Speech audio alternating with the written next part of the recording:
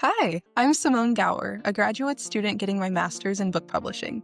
This is my podcast, Mental Notes, where I have conversations with authors about mental health representation in young adult novels. In this episode, we'll chat with author Erin Stewart about her book, The Words We Keep, as it follows Lily, a girl struggling with major anxiety and perfectionism after her own sister arrives home from having spent several months in a mental health rehabilitation center.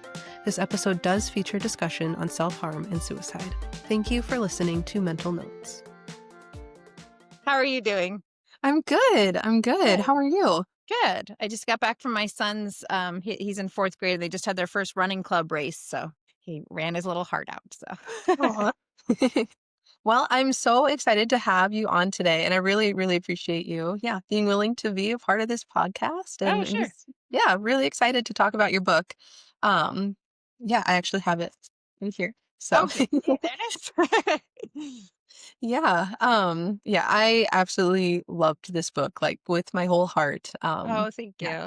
Just reading it, I felt in and I hope you take this as a compliment, in, like, the best way possible. I had, like, a hard time reading it Yeah. because I, like, related so much to Lily, and, like, you just made her such, like, a real character, like, come to life, like, on the Oh, pages, thank you. and it's just been so easy to, like, empathize with her and just, like, see her struggles, that in that way, it made it, like, hard to read, but, Yeah. Yeah, yeah. I've actually heard that from a lot of readers who are like, it was so real that it was hard sometimes, but that's good. But I know I always worry that I don't, well, I don't want to fall into the triggering territory where people are like triggered into a mental health episode because of my book. But I think most feedback is that it doesn't go that far, but it does feel very visceral and very real which is what I wanted. So Yes. yeah, Yes, you did, I think, a very good thank job you. of Thanks. that, so yeah. Well, do you just kind of wanna start by, sharing what, exactly inspired you for writing this book and, kinda how you went about that? Sure. Yeah. So my first book actually came out in 2019 and it's called Scars Like Wings. And it's also a YA contemporary. It's not based on my lived experience, though. It's about a girl who's a burn survivor and she goes back to school severely scarred from her burns. So I wrote that book. It came out in 2019. It was my debut novel. It was all great. And I had a 2-book deal with my publisher, which is Penguin Random House. And so a 2-book deal basically means they've already contracted another book that I had not written yet. So I actually pitched like 3 book ideas that they rejected and were like, no, we just don't feel like this is your next story. And so I kept working, but I was like kind of out of ideas and kind of panicking a little bit. And my agent said to me one day, she was like, well, why don't you write about your struggle with anxiety? And my immediate reaction to that was, that's like the worst idea I've ever heard. Because if you struggle with mental health issues, a lot of times those issues are things that we don't like to look at. I don't like to look at that part of myself. I don't like to talk about that part of myself. And so my immediate gut reaction was like, no, I don't want to do that. That sounds terrible.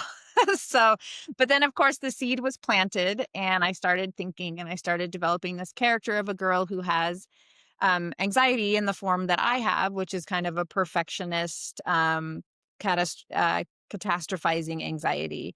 And so I started developing this character, and then the book just took off from there. And I just kind of had to develop what I wanted, how I wanted this story to unfold. And I knew I wanted her to have anxiety, but I also knew that I wanted her to be a writer like I was. And I wanted her to be able to use her art and her writing to get out some of these words and some of these things about herself that she was hiding. So I guess it's kind of cheesy, but in a lot of ways that kind of paralleled what I went through writing this book, because it's funny because now I talk on like a lot of mental health podcasts and I speak I'm going next week to Florida to talk about mental health. And I, I've kind of become this person that talks about mental health. And that is not who I was before. Like it was not the thing I was known for. It was something I dealt with, but I dealt with it privately. My closest circle knew I dealt with it, but to everyone else, we all mask really well, right? We can put on our masks for the world. And that's what I did. And writing this book has kind of put me in line with Lily. She and I have kind of gone through a similar journey where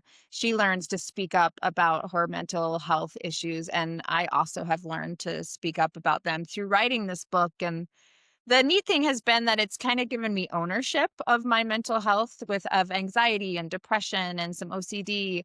I feel more ownership of those things instead of shame. Whereas I used to feel embarrassed that someone would know about that. I feel more I don't know if proud is the right word, but I do feel ownership where I feel like, yeah, this is part of me. It's not me. It's not all of me, but this is a part of who I am. And that's okay. I'm still great with it. So, so it's helped me own that piece of myself that I really didn't like before. And now I just see it as a part of me. And that's wonderful. Yeah, yeah, I really love that. And similarly, like I feel the same in doing this podcast project. I've also struggled with mental health for years, really since I was a teenager. Yeah. And I came up with this idea for my capstone project like a year ago and was Yeah. I was actually really excited when I came up with the idea. Then I started doing the work and started getting more nervous because then Yeah. it occurred to me, oh wait, I actually need to tell people that I struggle with mental health. That's the Um, scary part for sure. I Yes. think anything like this, anything where people are encouraged to speak up and talk out about things is always a good thing. It doesn't mean you have to, full disclose every secret part of your brain and your life. That's not what it's about, but it's about being willing to say, "Hey, I struggle too." And that is so valuable. So good for you. Yeah. Yeah. But yes, Thank it is you. scary. Yes. I Yes. remember when the book came out, I was really nervous. I get really nervous every time a book comes out because it's like you spend all this time and you want people to like it. But with Words We Keep, it felt really personal because it was a lot of my own experience. So it felt not just like, oh, I'm scared they won't like the book. It felt more like I'm scared they won't like me. Mm. Because if they reject this, they're rejecting my experience. And that is always really scary. And I've had to learn that if people don't understand what I've been through and don't have a similar experience, or even maybe think I'm making it dramatic, or maybe it's not as deep as they think I make it, whatever, I have to understand that that's their perspective. And that really has nothing to do with me and my worth and the worth of my story.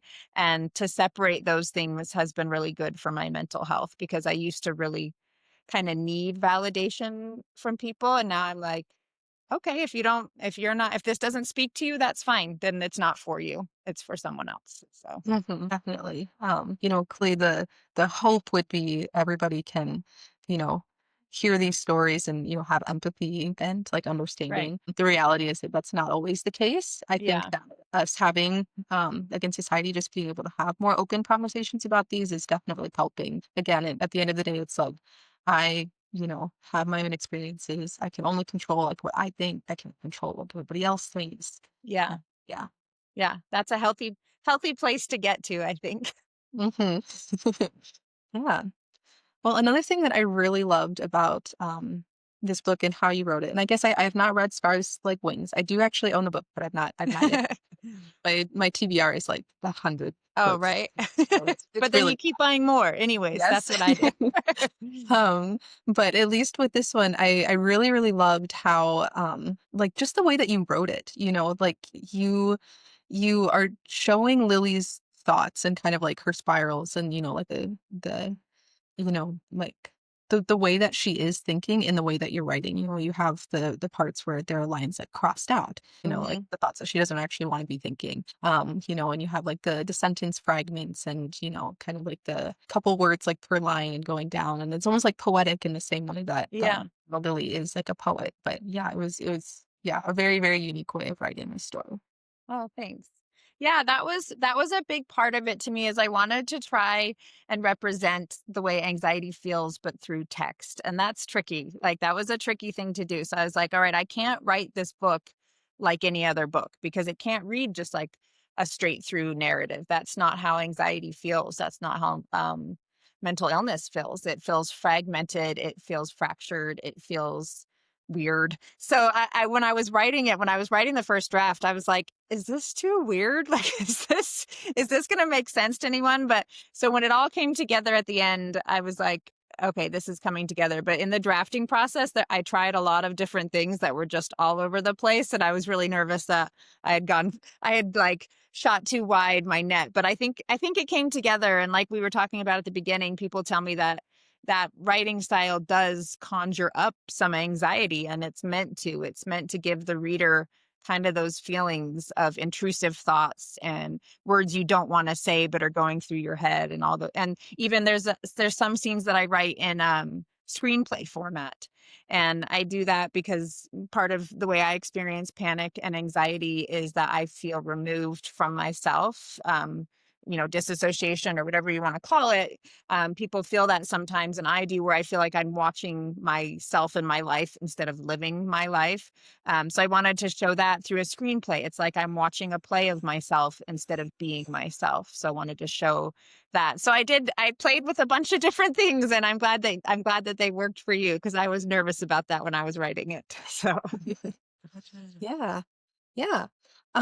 Going back, I know you said like Lily is really kind of like about like your experience. And obviously you are more than welcome to not answer any question if it does feel yeah. too personal. But part of Lily's story here is that her sister is also dealing with mental health. Uh-huh. Did you have that same sort of experience of like in the same family? And yeah. Yeah, I didn't actually. So that was part of the characterization for Lily. That was not from my own experience having a sister that was going through that. Actually, I do have two sisters, and I'm the middle of the three of us. So when they read my draft, they were like, "Erin, everyone's going to think this is about my oldest sister." And I was like, "Oh no, it's not." So yes, I am actually glad for the opportunity to say it is not about my sister. We did not have this experience.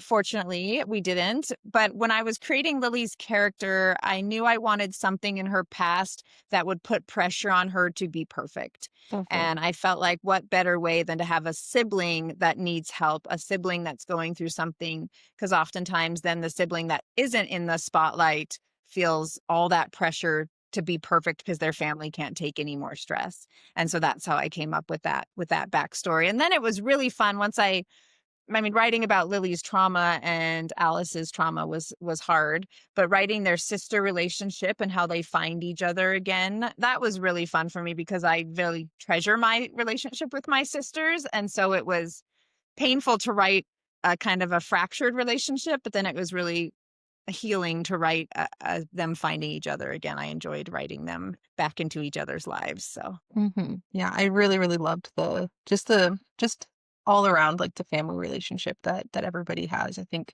even though the like all families, they have their issues, they have their struggles. yeah.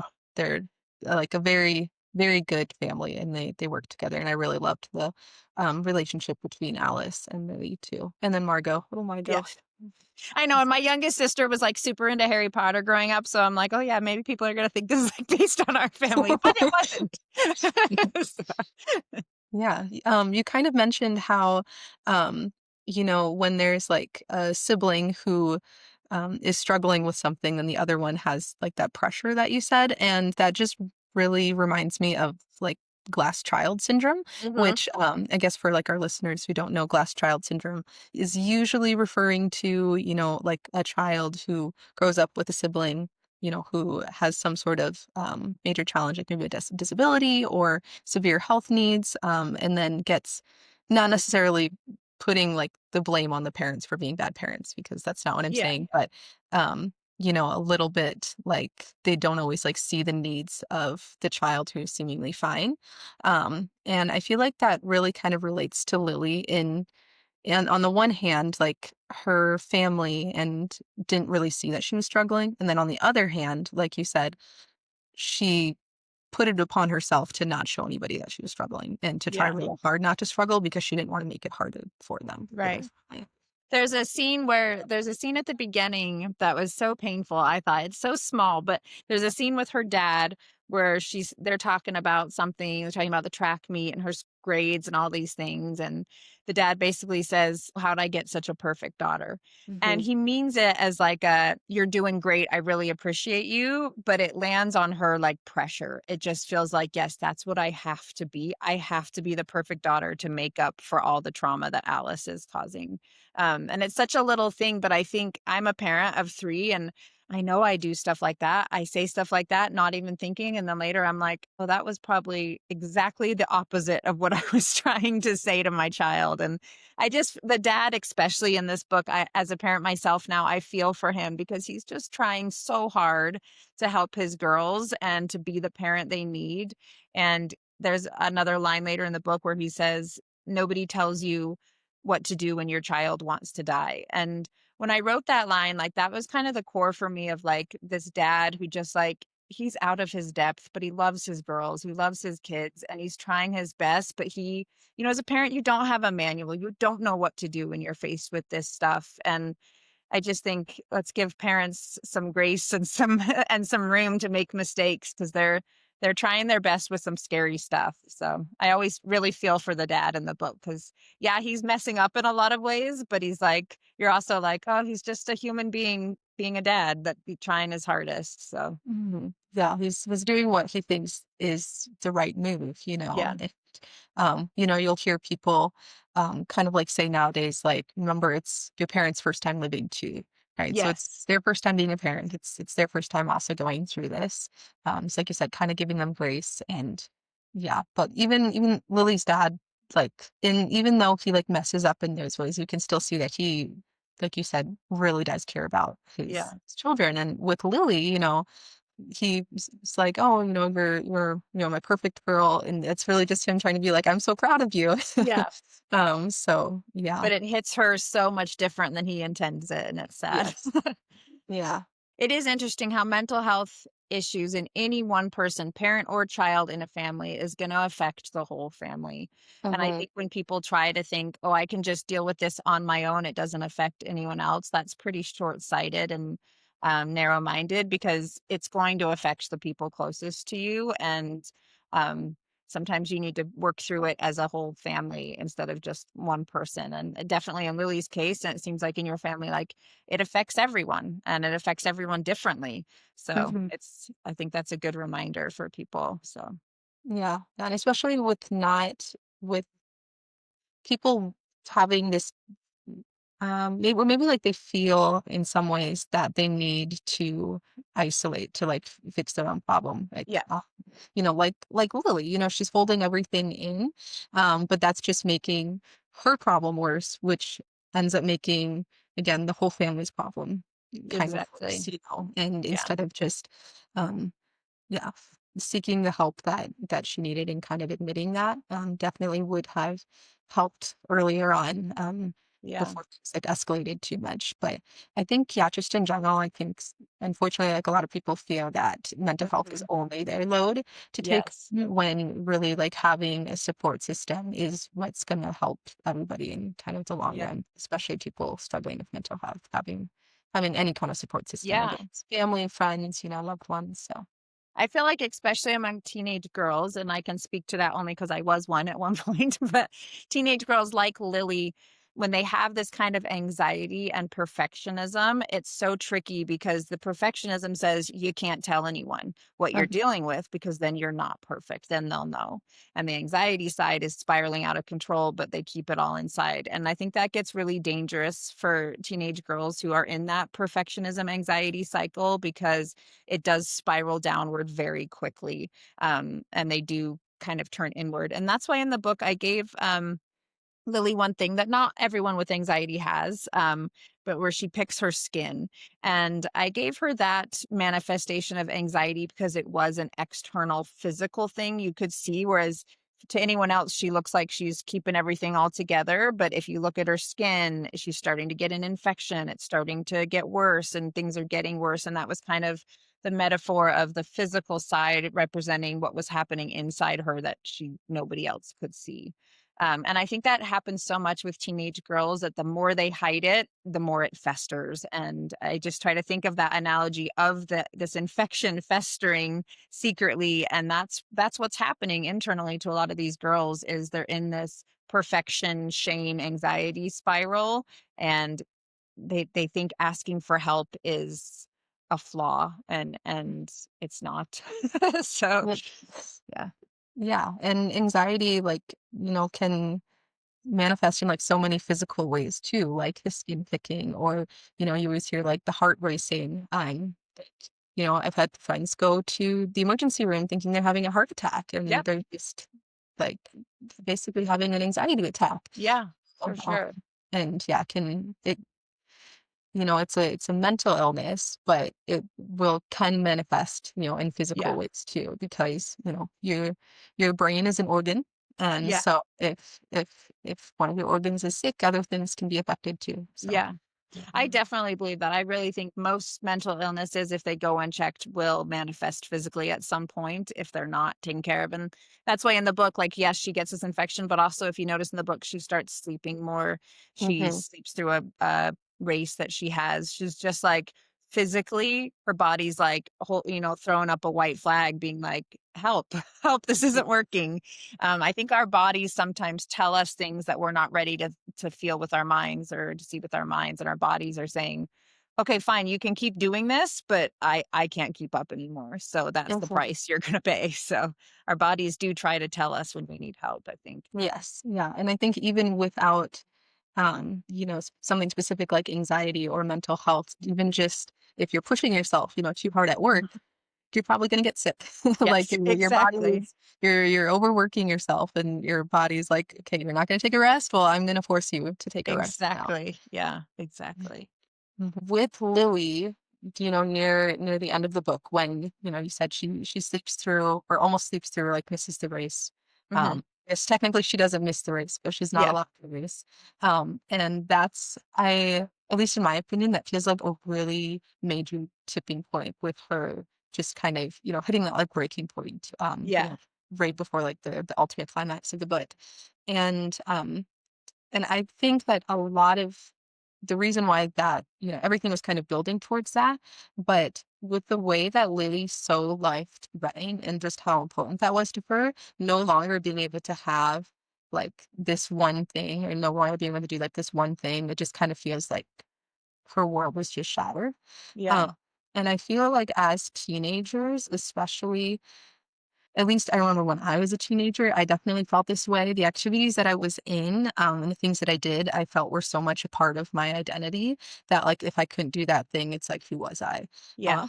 I remember, when I was a junior in high school and I was very sick, and I had to miss, like, a show choir competition, and show choir was my life. Like, I breathed, ate, slept show choir. That was all I could think about 24/7.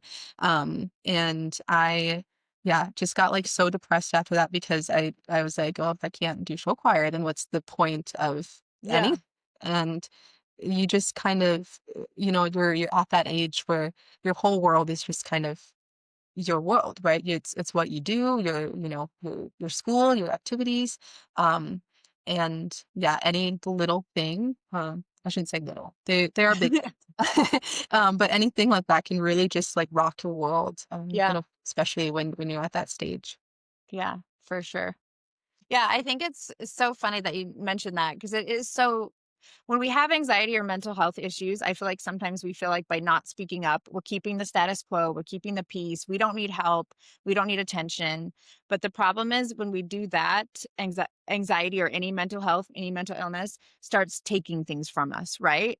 It Mhm, starts taking, like you said, like show choir, or it takes this track race from Lily, or it takes relationships. It will take things if we don't. It can't go unchecked without taking pieces of our lives.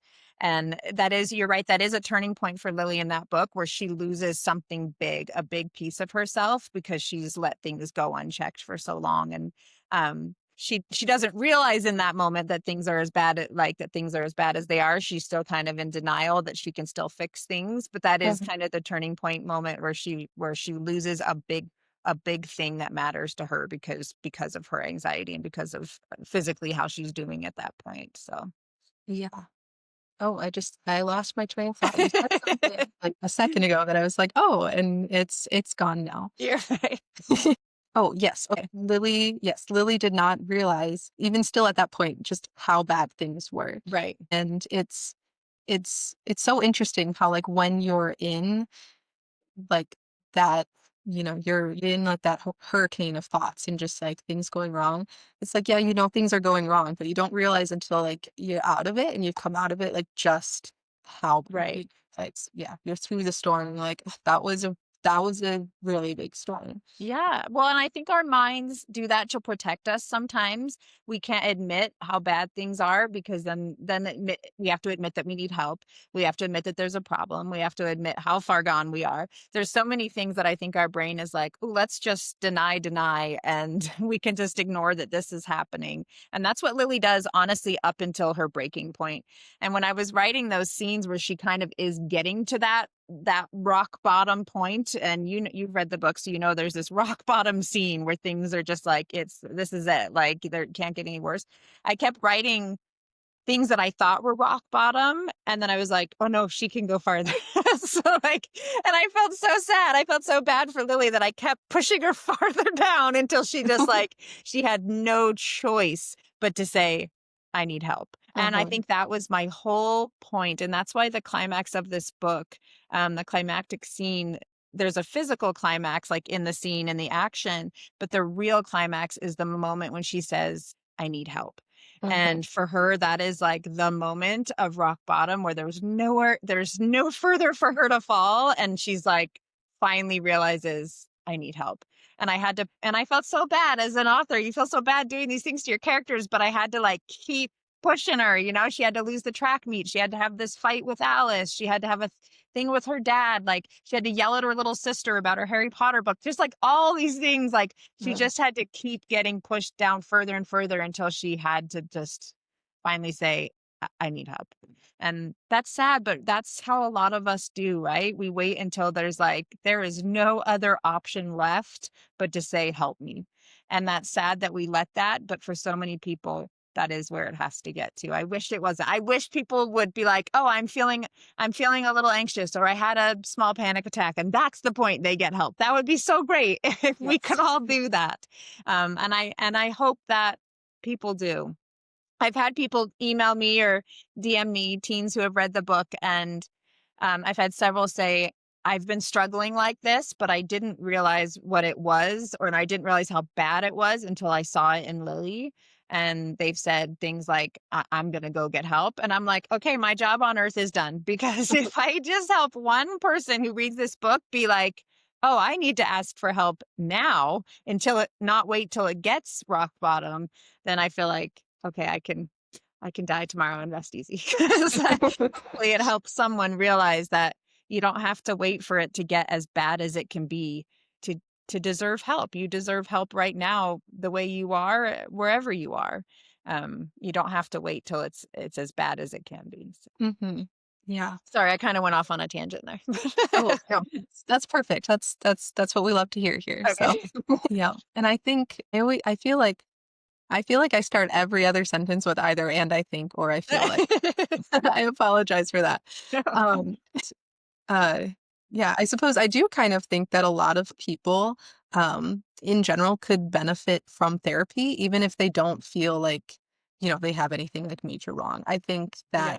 that, again, if I don't think that people need necessarily like a diagnosed disorder in Yeah. order to seek help. I think that the way that, society is, there's just a lot of, people deal with a lot of hardships. There's just a Yeah. lot of things going on. And, um, like my hope is that, as time goes on, like more people will realize like, oh, again, I don't need to be hitting rock bottom or Yeah. approach bottom in order to get help, Yeah. and kind of think of things like therapy or, any sort of thing Yeah. that is like preventative care almost, Yeah. so you I can. actually had a lot of, even my mom and some people in my family were like, well, Lily has an anxiety disorder, right? Like that's not regular anxiety. And I'm like, yes, Lily has an anxiety disorder because it's disrupting her day-to-day life. And that's kind of how, the definition of that. But so many people, like you just said, you don't have to wait till it's a diagnosable disorder to say, hey, I'm actually having some intrusive thoughts, or hey, sometimes my heartbeat goes so fast when I have a test in math class that I feel like I'm going to pass out. Those are all little things that we could ignore until they become bigger things, but don't, right? Like Mhm. go talk to someone, talk to your primary care doctor, talk to your mom or dad, talk to a friend. And sometimes just talking to someone and realizing that like, oh yeah, I do that too. That happens to me too. That I get this way. Sometimes that is all we need to not have it becomes such a big deal. Some people are going to go down the disorder route no matter what. That's just how, genetically or whatever is happening, that's going to happen for some people. But a lot of times, yeah, if we would just speak up when it's small things and not wait till it becomes diagnosable, like how many people would just be helped so much more by preventing the slide in the first place. If we could help it, it'd be so great. And I wish I had done that. Honestly, in writing this book, I don't think I even realized how deep and how affected I was by my own anxiety until I wrote the book. And then seeing it in a character, I was like, oh, that's bad.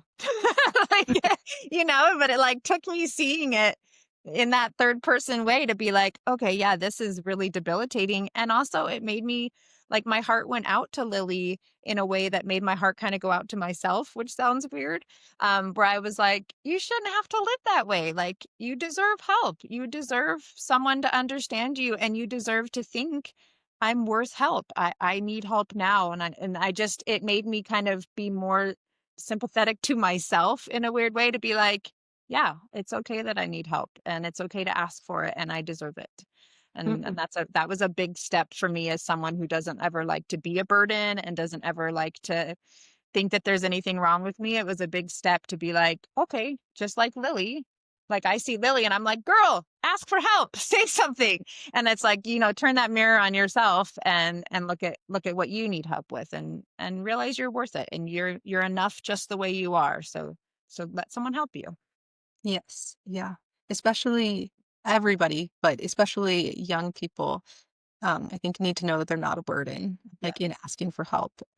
Again, just because somebody else is struggling doesn't mean that your struggle is invalid, Yes. too. You could always say somebody has it worse, so it's not Yeah. that bad for me. I'm No, fine. I hate that. I hate when people say that. Yeah. Yeah, it's not a competition, and yeah, No. it's Yeah, you can have anxiety that's maybe not as extreme as someone else. It doesn't mean you don't need help for it. That's totally valid. Mhm. Yeah. Or that you're not worth it, like you Yeah, said. everyone needs help, and everyone's in different places on their journey, and they may need something different than you have. I do sometimes feel like, so the word anxiety, when I was growing up, we didn't use the word anxiety. It wasn't like a term that we used. Now we use it all the time. In fact, I think we overuse it, right? So I think a lot of times teens are worried about being like cliche or basic because they're like, oh, I'm another teen girl with anxiety who doesn't have anxiety these days. But that doesn't mean it's not affecting everyone. Like it means we're all struggling. Like it's a real thing. It doesn't mean that like, oh, it's just cliche. It's like, no, this is a thing that's happening for people, and it's okay to speak up about it. But I do think the word anxiety, it's great that we use it, but I also think it's become kind of this like, oh, everybody's anxiety, everybody has OCD. One of my biggest pet peeves when those people are like, oh, I'm so OCD because I keep my car clean, and I'm like, that's just being clean. Like that's not. But like we use those terms so flippantly now, but like if you're feeling like they're affecting your life, like that's a real thing, and it's not, you're not being trendy. Like that's a real thing that people are struggling with, and that's okay. Yeah. I guess as like a teenager when you were kind of that age, like how do you feel like conversation was kind of about mental health? Or how have you like noticed that that's changed? Yeah, I mean, there wasn't a lot of conversation about mental health. I'm 43, so I grew up in like the 80s as a kid and the 90s in high school, and I graduated in 2000. So to give you like kind of where my time frame is, oh man, I can't just believe I just said how old I am. But that's how old I am, world. So, um, we just didn't really talk about it. Like I grew up and I was a worry wart. That's what people said. Like my parents said I was a nervous kid, or I was a worry wart, or things like that. We didn't really know, we didn't talk about it as like a mental health condition or a brain chemistry issue or even a physical issue. It was just I worried a lot, which I didn't love now in hindsight, because it made it seem like a problem with me, like a flaw in myself, rather than like a thing that happens in brains. Just like depression, like you were just a sad kid or an emo kid or anything like that. Like, no, depression is a chemical thing that happens. And now we know that, and we talk about it more scientifically, which I think is really helpful because it takes away the shame a little bit of like, oh, I have something wrong with me. No, like you have a brain and brains run on dopamine and serotonin and sometimes they get off like that. Sometimes they get out of balance and that's okay. And we just, let's get it back in balance. However we can do that.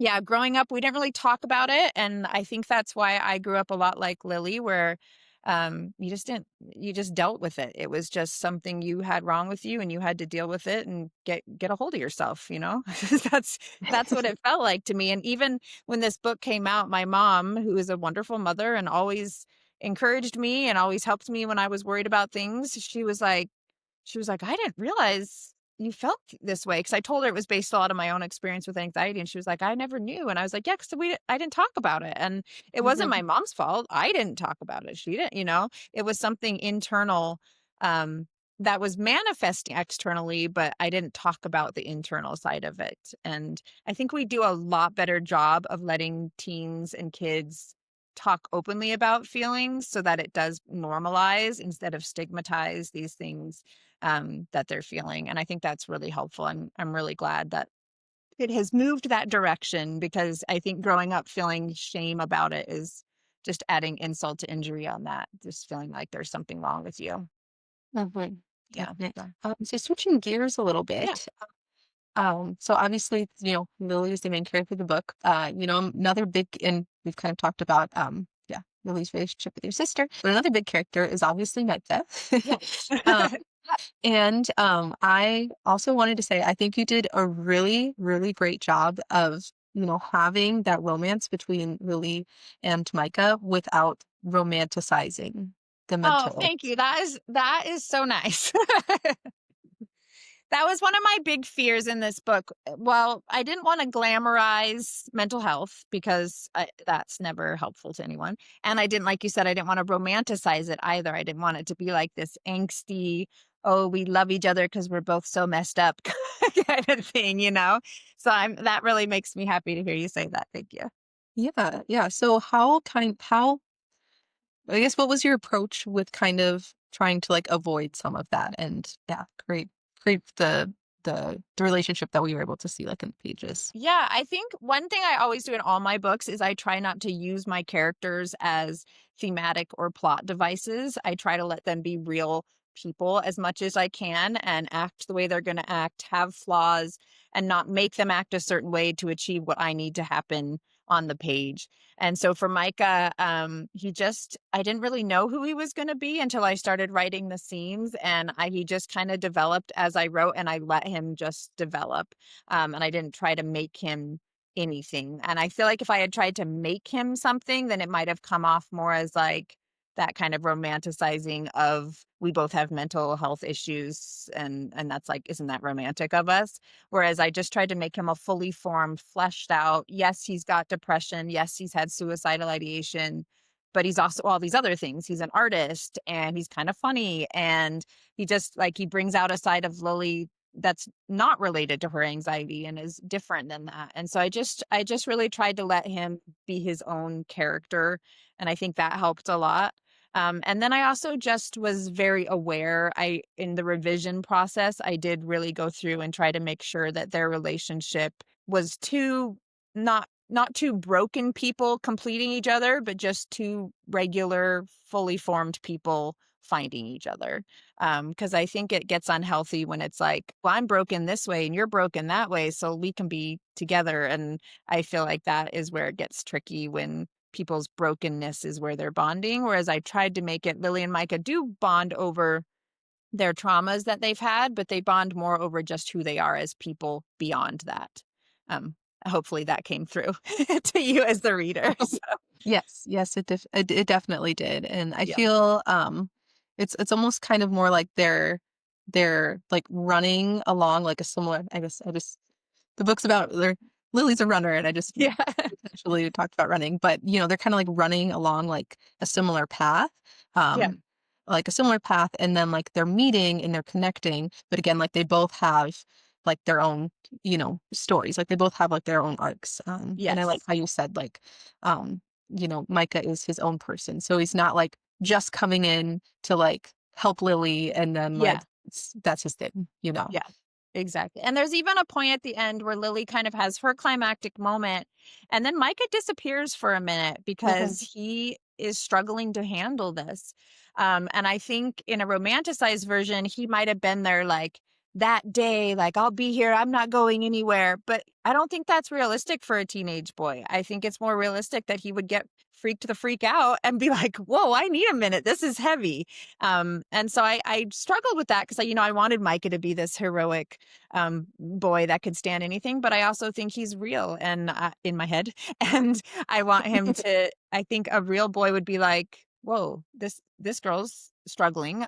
I need a minute to think about how I fit into this story and into her life." And that, luckily, he realizes that he does fit into that story with her. But I didn't want it to be where like his love would save her or something like that because I don't buy that, and I don't believe in that when it comes to mental health issues. I think there's more going on than that. So Yes, yeah, definitely. I think both, like you said, like the realism of him probably needing like a minute, yeah. to to kind of process everything that happened. Like it's not only really realistic, but it also just shows that like it's it's okay, like for characters like reading like Micah, like it's also okay if they were in like a similar situation, like, obviously, he cares for Lily and he is there for Lily and wants to be Mhm. there for Lily, but, he can't necessarily always be there, like, all the time, just based on, like, where he's at too. Yeah. And so he's also taking care of himself in that way and, like, giving himself time to process. Um, And I and honestly feel like if Micah and Lily had met a few years earlier when Micah was at the depths of his depression, I think they would not have been good for each other because I think sometimes when you do have mental health issues going on simultaneously, they can be triggering for each other in different ways. And so I was glad that Micah was more healed from his experience so that he could be there for her. They weren't having them at the same time so that um they were triggering each other, which can get messy. So Yes, and even with that too, like, he's definitely much more healed, especially after his time with yeah, Fairview, was in that sense like a positive experience for him.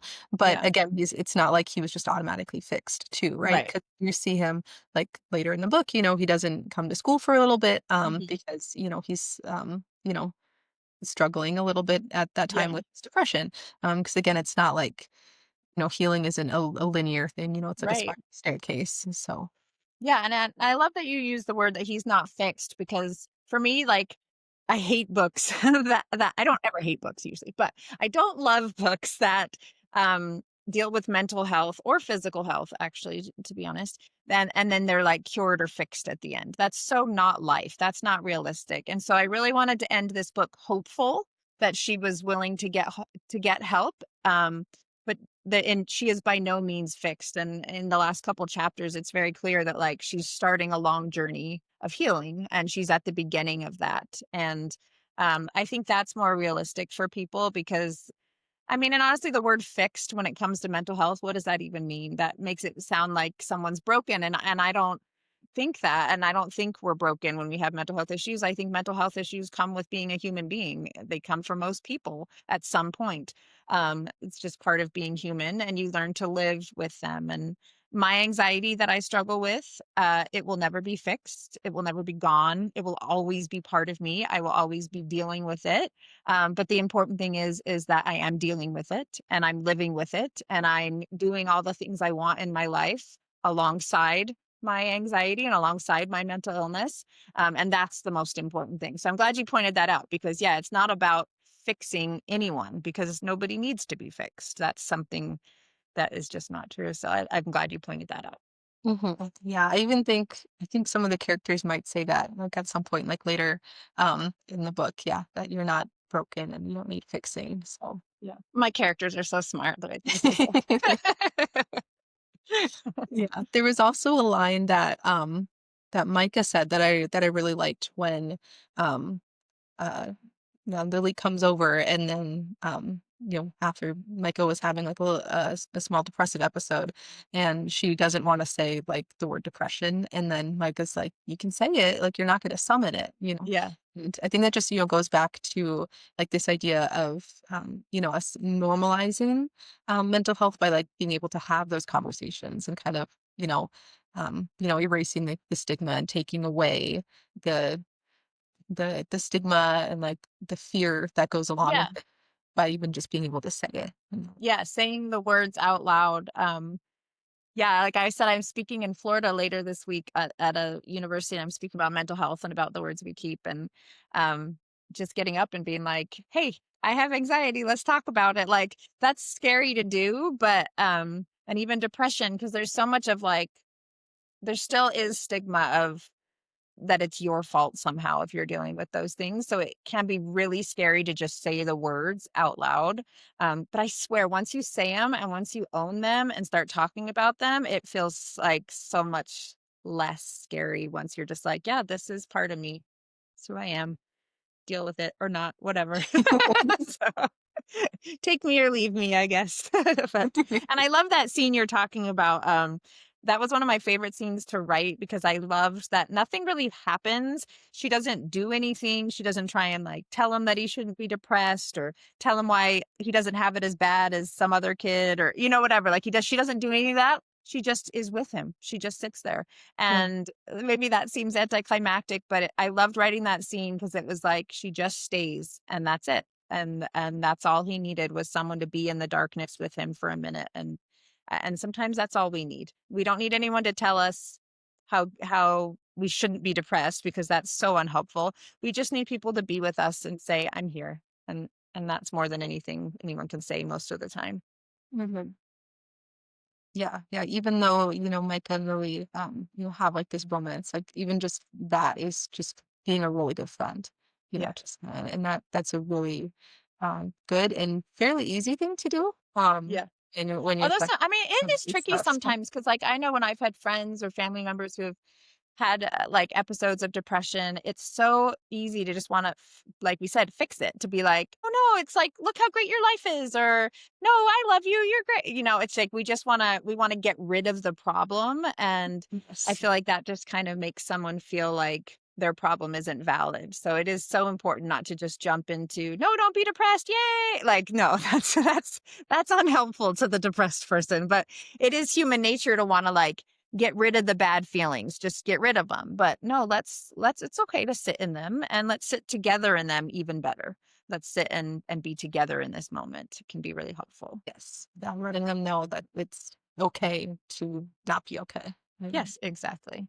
Well, another shift of gears here, but so Alice has, started medication for her bipolar, Hmm. but very quickly is like, I don't want to take these because they make me, not myself.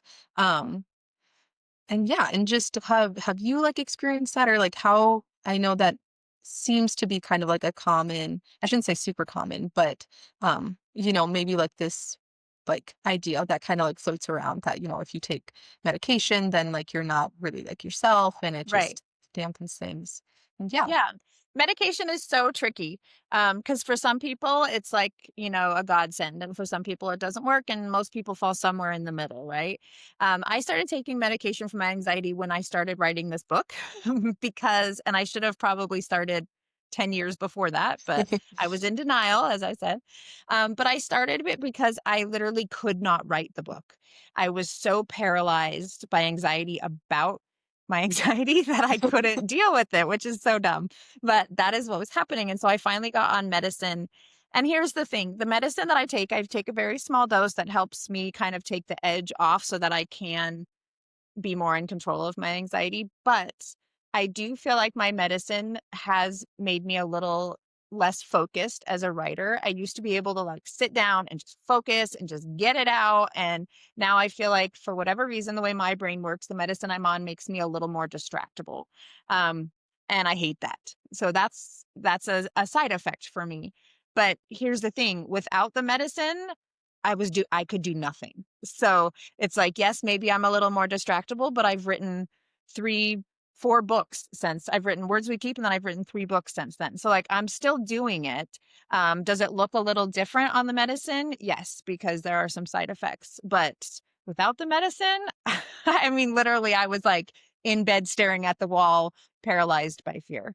So, there is a trade-off with some medicine, but for me personally, the trade-off has been a net positive for my life. Do I sometimes try to go off the med? Yes, because I get in my head and I think, I don't need it anymore. I'm fixed. I'm cured. And then like 3 weeks later, I'm like, oh, shoot, I'm not cured. And I go back on it inevitably. So, medicine is one of those things I will probably try and get off it again at some point because I'll get in my head about it and be like, I want to be off the medicine. And maybe I'll go back on it. And the bottom line is, who cares? Like, who cares if you're on medicine or not on medicine? If you are able to function and live the life you want, that's the bottom line. And for me right now, that requires a dose of medicine every night. And that's just where I am right now. And I have accepted that as what I need. And I have better relationships with my family because of it. I'm able to accomplish my work without just sitting and rocking and being paralyzed in my bed. I really I over exaggerating, but I could not write the words I needed to write until I helped my brain a little bit get over that hump. And so I sometimes we joke. So when I got my first book deal, my husband and I went out to dinner, and the waitress was like, "Are we celebrating anything?" And he was like, "My wife just got her first book deal." And I mean, I'd worked for this for years. It was a huge deal. And but him saying it out loud panicked me to my core, because that anxiety of like, oh my gosh, I have to write another book. And now people have expressed faith in me and they think I can do this. And what if I can't do this? And I'm going to let everyone down. And what have I done? And so I ended up having a panic attack at the restaurant, and we had to take our food to go. And I ended up eating it alone in my bed. Like, that's so sad. But like, that's where I was. Like, I was paralyzed by the fears and the anxieties in my head. So I think with Alice, I definitely identify with that feeling of like, I don't need the medicine. I don't want to need the medicine, right? Nobody wants to need medicine. I mean, a few of my children are on Adderall. They don't want to be on Adderall, but they have trouble in school if they're not on Adderall. So it is all about making choices to live the life you want. And if the medicine is hindering you, then maybe it's not for you. But for most people, if your doctor has prescribed medicine, it's probably because you will benefit and your life, for right now at least, will be better for it. So that's my little soapbox about medicine, because I was totally in the same spot. I had like read all these Reddit forums and all these writer forums. I'm like, does Lexapro, that's what I'm on. Oh, sorry, I should have said that. I read all these things on like, do antidepressants hinder your artistic ability? Because I had heard that like, you won't be creative anymore. You won't be spontaneous. You won't be all these things. And that scared me. And there is some truth to that in small doses. I think I do feel that in some ways, but also I'm functioning. I've written 3 more books. Like, I'm living my life, and that's okay. So anyways, that's a long answer to your question. That's a loaded question. So Yeah, well, thank you for sharing. yeah. Yeah. And I talk very openly about medicine because I think a lot of people, especially when you're talking about teens and kids, are like, oh, medicine, like we can't be an advocate for medicine. But I'm like, I'm not prescribing it. I don't know what you need. I'm just saying, go to your doctor. And if they think it's an option you might need, consider it, look into it, try it. I'm all for doing anything we can to make our lives easier and better. So anyways, that's my little thing on medicine. Yeah, I love that. At the end of the day, as long as you can function, and that's the goal. That's the Yeah. hope. So Yeah. however you need to get there. Yeah, exactly. Well, I don't think I have any other specific questions, but is there anything else that you wanted to discuss or bring up that we haven't touched on yet? I don't think so. I really appreciate the chance to talk about the words we keep. And I love what you're doing, that you're doing this. Is it called mental health notes, or what was mental notes? Mental notes. Yeah. Mental notes. I just think it's so great. Anytime I hear anyone that's like trying to get people talking about mental health, I'm just like, go you. I just think the more people are talking about it, and the more people see other regular people talking about it, it's like, oh yeah, everyone's got something. Everyone's dealing with something. So yeah, I think it's great. So good for you. Thank you very much. You're welcome. Yeah, well, thank you so much again for Yes. joining me today. So it's a lot of fun.